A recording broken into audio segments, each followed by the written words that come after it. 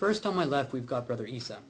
Brother Isa accepted Islam approximately 3 years ago. And was it at the Muslimin Center that you actually did your Shahada? It was. It was right here in this upstairs. Excellent, excellent. So you've started to get to know the people, the brothers and sisters in the community.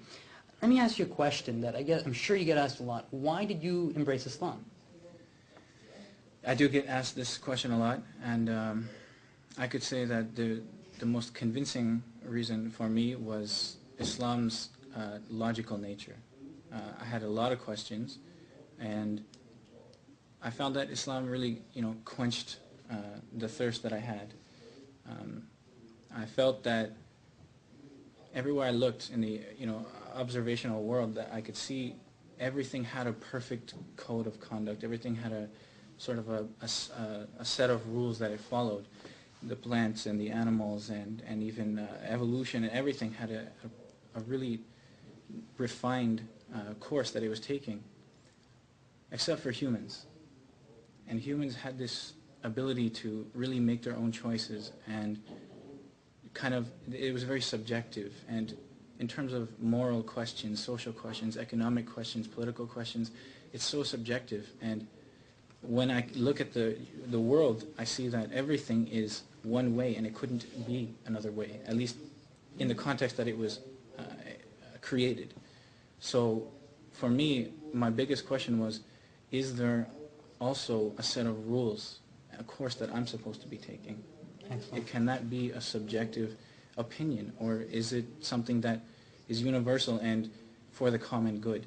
And when I started looking into Islam, I looked into a lot of religions.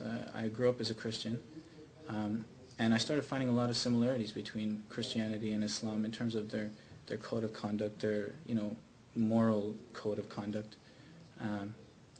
And I looked at a lot of other religions, and I found that really the major point to our religion is to be a good person.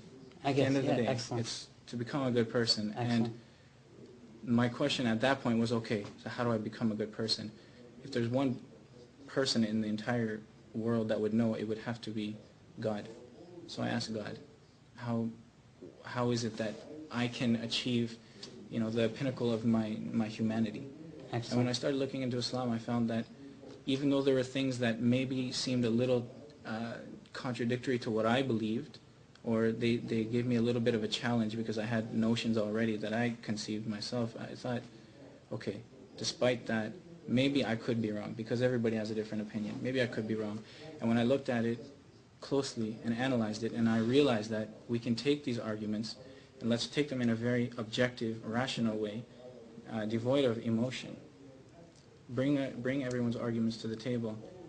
Islam, I can honestly say I'm completely convinced that it will not lose. Excellent. That's some very profound words. Now let me ask you a question in closing. Was there something that you read in particular that kind of really set out a clear path towards Islam? Was it the Quran, maybe a hadith, maybe some advice, someone you talked to? Because it's always good to know what really caused you, right? Because a lot of times everybody does research, but a lot of times your research is inconclusive until you read something that motivates you to really take that leap of faith. What was that in your case? In my case, I would have to say that, well, there were two things. The Bible is really where I started. Excellent. And I started doing a lot of comparisons between the Bible and the Quran, and I was finding that, they're really not so different. Exactly. And in terms of prophecies and everything, it's remarkable, some of the things that you'll find. Yeah. And also,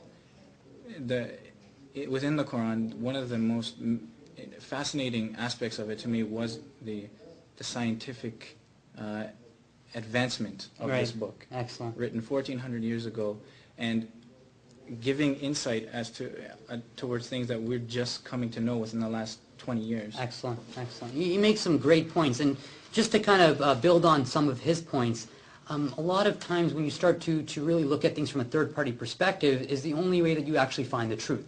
So when Brother Isa, he was following Christianity, but then he laid all the facts on the table, and he saw that there was a a more rational way to live his life and to practice his religion. And when he's talking about a code of conduct, that makes perfect sense. So we as Muslims have to look at ourselves and see, are we following that code of conduct that we should, that the Prophet and the Masameen lived?